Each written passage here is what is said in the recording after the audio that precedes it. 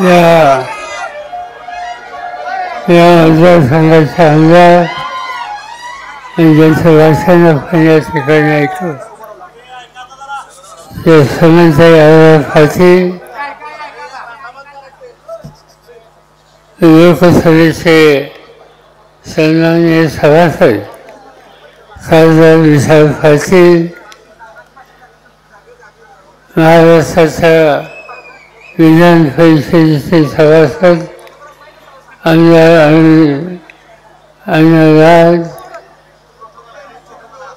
भारत स्वातंत्र्य या ठिकाणी उपस्थित असलेले जयसिंग शेंडगे, अनिताताई सगळे, शंकरदादा पाटील, हनुमंतराव देसाई, अविनाश पाटील, सुरेश पाटील अनेकांची नावं घ्यावी लागतील, पण वेळ थोडा आहे. पण आता हा जो निवडणूक प्रचाराचा सोहळा आहे त्याचा मुख्य म्हणजे आपले उमेदवार रोहित पाटील आणि उपस्थित बंधू-भगिनी. महाराष्ट्राच्या विधानसभेच्या निवडणुका आल्या आणि त्याच्यामध्ये हे राज्य, या राज्याचा कारभार हा कुणाच्या हातामध्ये द्यायचा याचा निकाल घेण्यासाठी ही निवडणूक आहे. 8-10 महिन्याच्या पूर्वी देशाच्या लोकसभेची निवडणूक झाली. त्या निवडणुकीमध्ये सर्व देशाचा कारभार हातामध्ये घ्यायचा हे सुचून देशाचे प्रधानमंत्री देशात हिरत होते. ते जाईल त्या ठिकाणी सांगत होते की मला 400 जागा द्या. लोकसभेचं काम चालवायचं असलं, सरकारचं मंत्रिमंडळाचं काम चालवायचं असलं, 300 आणि 300 जागा असल्या तरी काम सहज करता येतं. मला आठवतं आहे की या देशाचे प्रधानमंत्री नरसिंहराव होते. त्यांच्या मंत्रिमंडळामध्ये मी संरक्षण मंत्री होतो आणि आम्हाला लोकांच्याकडं त्यावेळेला 250च्या खाली खासदारांची संख्या होती. पण तरीसुद्धा 5 वर्ष राज्य चालवलं, लोकांचे प्रश्न सोडवले. त्यासाठी 400 जागाची आवश्यकता नव्हती. पण मोदी साहेब 400 जागा हे सांगतायत. याची शंका आम्हाला लोकांच्या मनामध्ये आणि ती शंका अशी आहे, डॉक्टर बाबासाहेब आंबेडकरांनी या देशाची घटना लिहिली. त्या घटनेमध्ये काही बदल करायचा असला तर त्याला मोठी संख्या लागण्याची आवश्यकता असते. आणि आजचे राज्यकर्ते जे आहेत त्यांच्या मनामध्ये काहीतरी वेगळा विचार आहे. त्या वेगळ्या विचारासाठी ही अधिक तारखेची संख्या असेल सातत्याने मानतायत. पण आम्ही सगळ्यांनी बसून निकाल घेतला.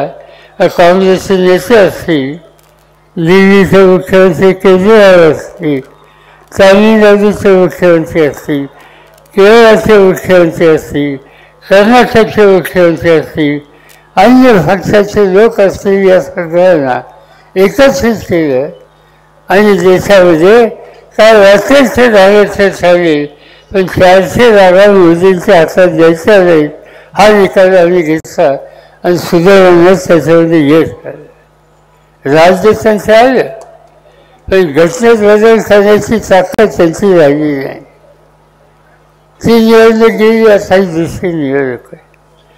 या दुसऱ्या निवडणुकीत सुद्धा भाजपवाले आणि त्यांचे सहकारी या सगळ्या निवडणूक लढण्याचा निकाल घेतला आहे. आम्ही सुद्धा या ठिकाणी प्रयत्न करतो.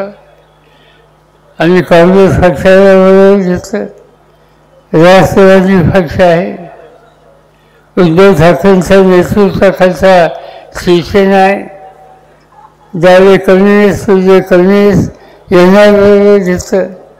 आणि आमचा प्रयत्न आहे की महाराष्ट्राचं राजकारण काय वाटेल तर राहिलं, पण देवेंद्र फडणवीस आणि हे घटक आहेत या लोकांच्या हातात महाराष्ट्राची सत्ता जाऊन द्यायची नाही, आणि त्यासाठी ही निवडणूक अत्यंत महत्त्वाची. आणि ती नुसती निवडणुकीच मात्र आम्ही मागत नाही, आम्ही कामासाठी मतं मागतो. आम्ही कार्यक्रम आखला आणि तो कार्यक्रम आखल्याच्या नंतर त्यासाठी मतदान करावं हा आग्रह असतो. आज ज्यांच्या हातात राज्य आहे ते पैशाचा गैरवापर, दुसऱ्या निवडणुकीत काही नाही, पैसे पैसे पैसे पैसे टाकायचे, माणसं विकत घ्यायचा प्रयत्न करायचा आणि निवडणुका जिंकायचा हा त्यांचा प्रयत्न दिसतो. काही कार्यक्रम त्यांनी घेतले, पण त्या कार्यक्रमामध्ये सत्यता किती याचा विचार करायची वेळ आली. सतत ते सांगतात की आम्ही महिलांच्यासाठी लाडली बहीण हा कार्यक्रम घेतला. लाडली बहिणीच्यासाठी काही 2 पैसे दिले, माझी काही तक्रार आहे, तुम्ही आवश्यक द्या.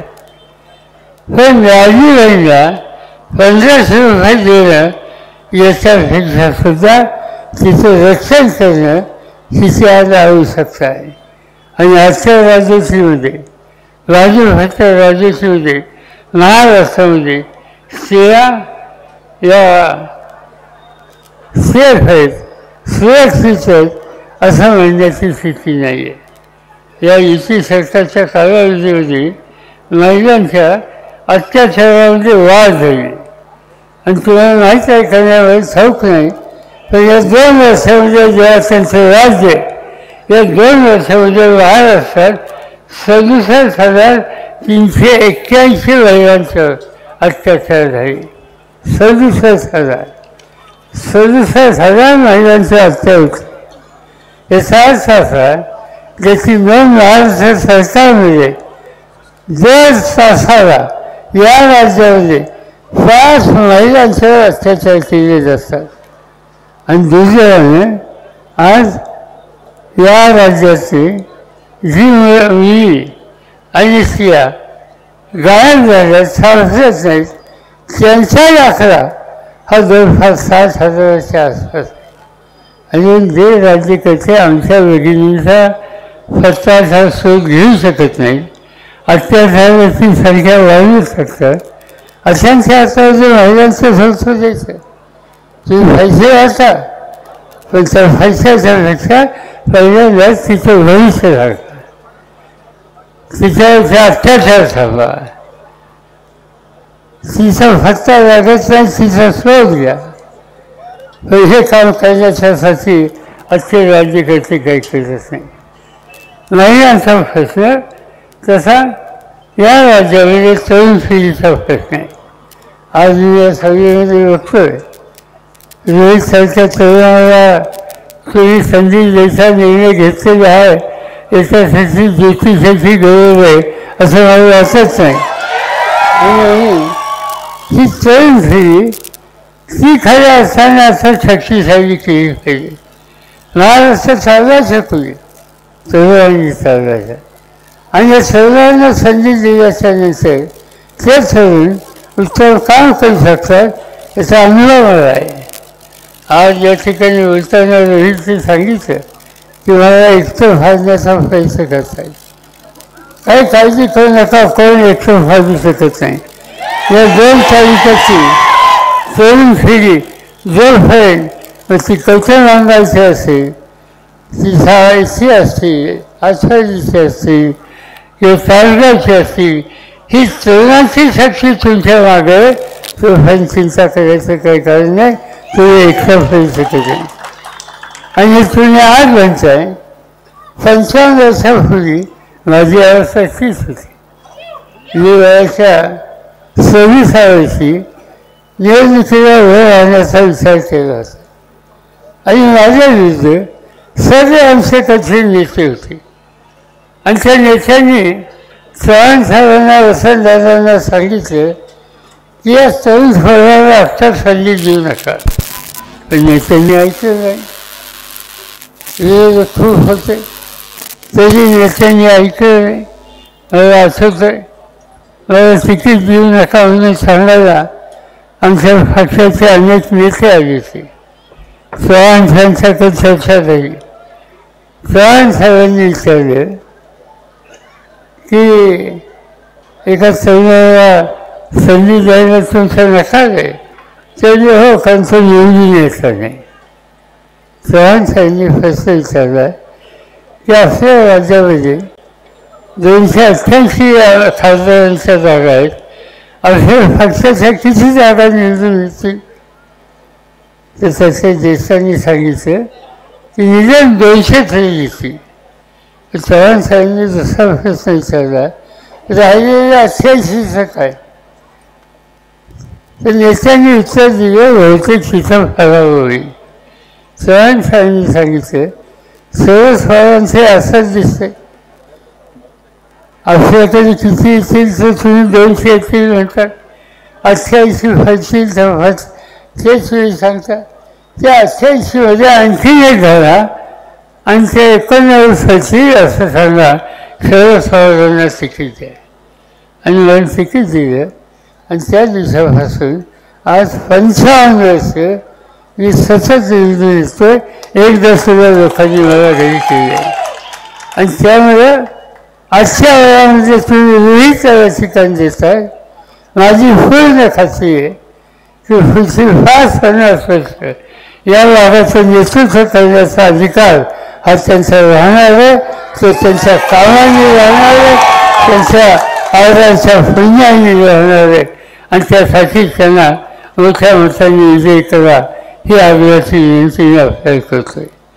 ही करत असताना खेदाचा मतदारसंघ खानापूर अथाली विसापूर या विधानसभा मतदारसंघातून राष्ट्रवादी काँग्रेस आणि आमच्या सरकारांच्या वतीनं वैभवराजा सदाशिव पाटील हे तुतारी माणूस या चिन्ह विनम्र करत असतात. माझी सगळ्या मतदारांना आव्हान आहे की जसं रोहित निवडून याल तसं वैभवराजा पाटील यांना सुद्धा प्रचंड मताने तुम्ही निवडून याचं काम या ठिकाणी केलं पाहिजे. आजची ही निवडणूक विशेषतः या मतदारसंघाची फार चुरशीची होईल अशी बाहेर चर्चा आहे. मी विचारलं काही लोकांना, चुरशीच होईल असं का वाटतं? आगाची पुण्य आहे.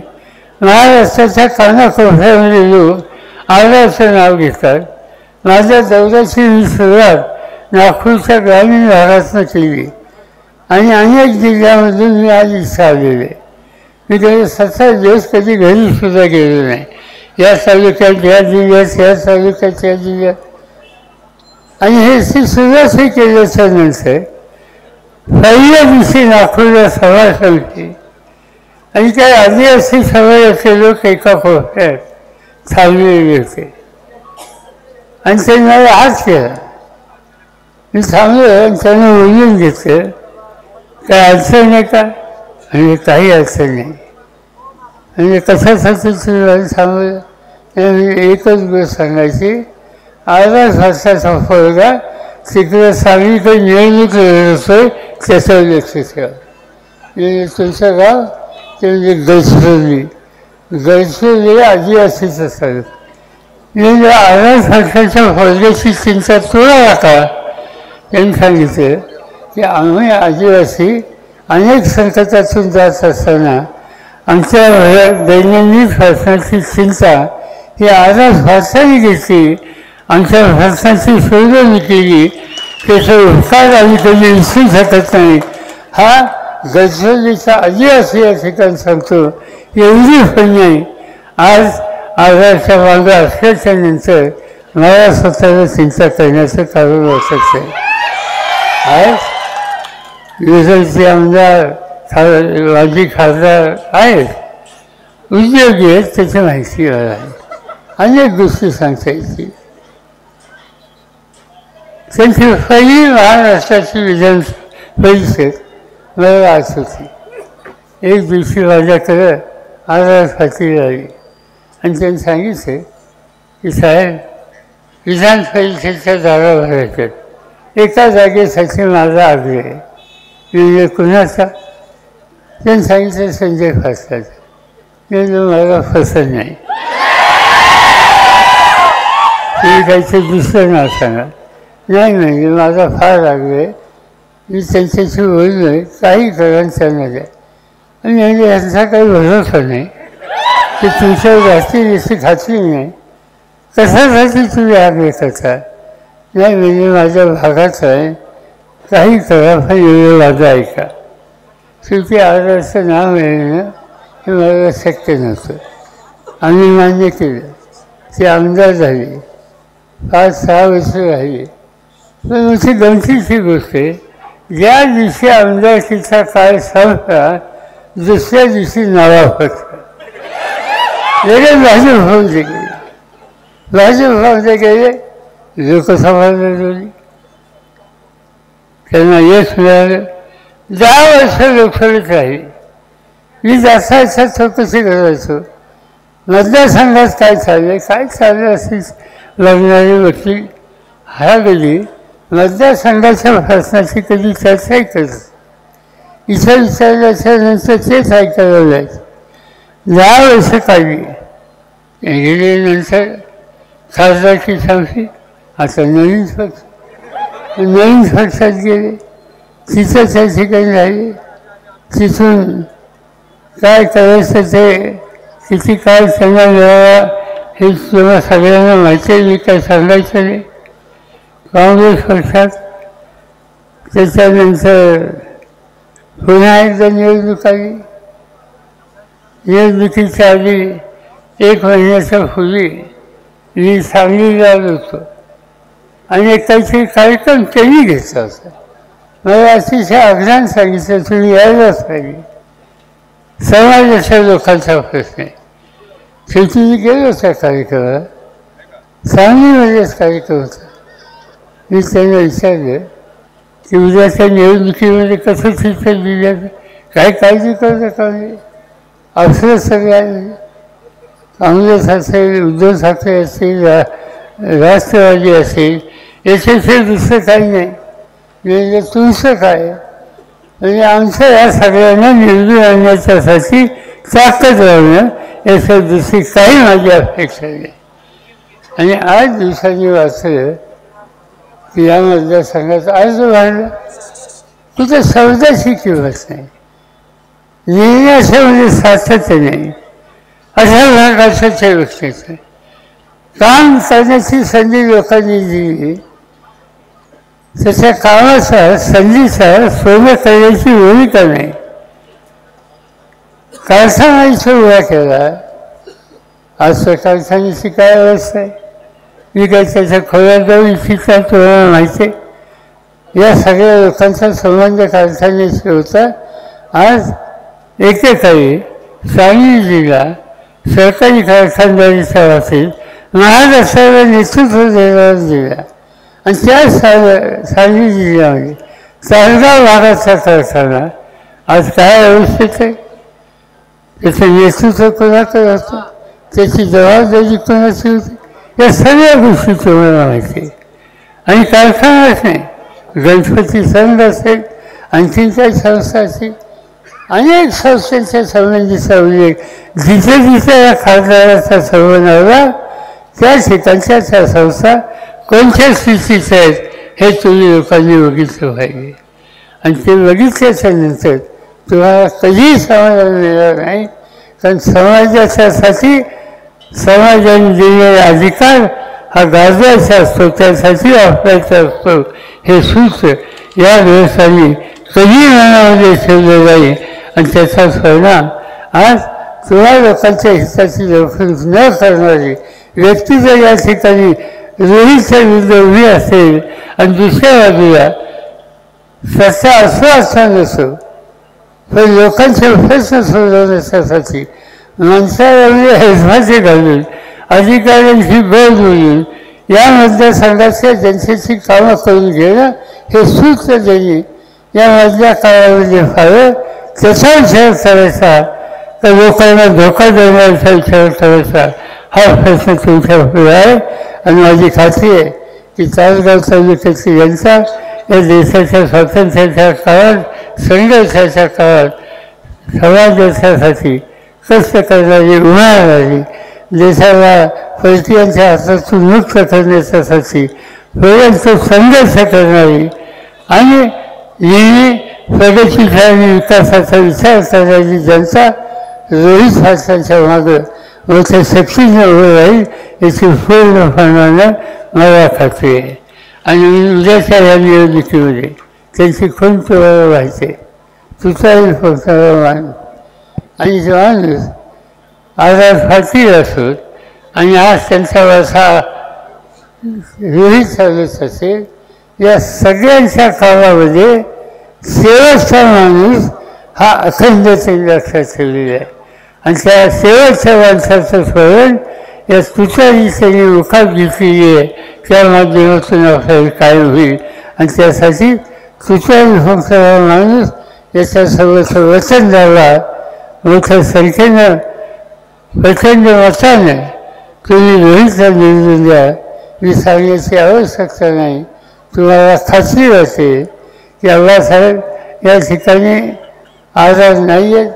त्याचं दुःख आहे अस्वस्थता आहे. आम्हा लोकांचं तर त्यांच्याशी भांडणच आहे. मी स्वतः सांगितलं की अण्णांना की तुमचं माझं भांडण नाही. तुम्हाला जायचं आम्हाला सोडून जायचा अधिकार नाही.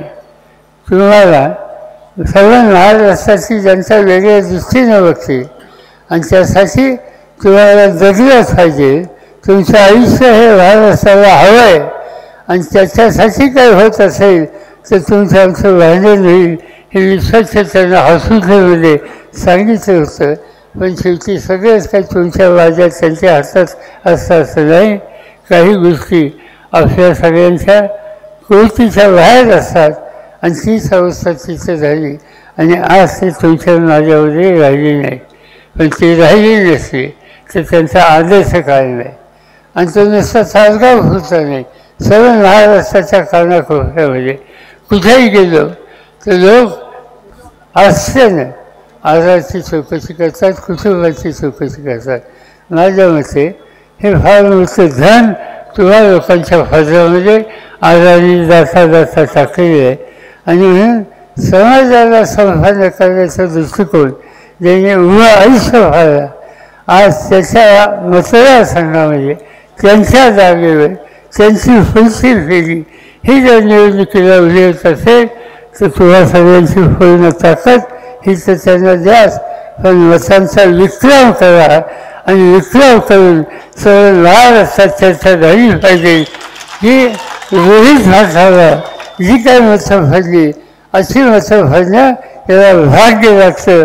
याची घरोघर चर्चा होईल हीच अपेक्षा या ठिकाणी करतो आणि माझ्या पुढच्या कार्यक्रमाला या ठिकाणी जाऊ शकते. एका गोष्टीचा उल्लेख कधी केला पाहिजे. मध्यंतरी इथं आल्याच्या नंतर वेदांना संघ या संबंधीचे लोक मला भेटले होते आणि त्यांनी मला सांगितलं की आम्ही स्वर्गीय आजाद बाबा फाटी या नावानं वेदांना मार्केट नवीन आम्ही इथं उभं करतोय. मी एवढंच सांगू इच्छितो की द्राक्षाची शेती इथली सगळी शेती कष्ट करून तुम्ही लोकांनी केली. द्राक्ष लावलेली वेदाने लावलेले सर्व देशाच्या कानाकोपऱ्यामध्ये इथे वेदाने जात असतात आणि त्यासाठी तुम्ही नवीन मार्केट उभं करतात. मी एवढंच सांगतो की आमच्या सगळ्यांचं सहकार्य आणि पूर्ण ताकद या नवीन मार्केटला निश्चितपणाने राहील हीच खात्री या ठिकाणी सांगतो आणि पुढच्या सभेला जायला परवानगी घेतो. जय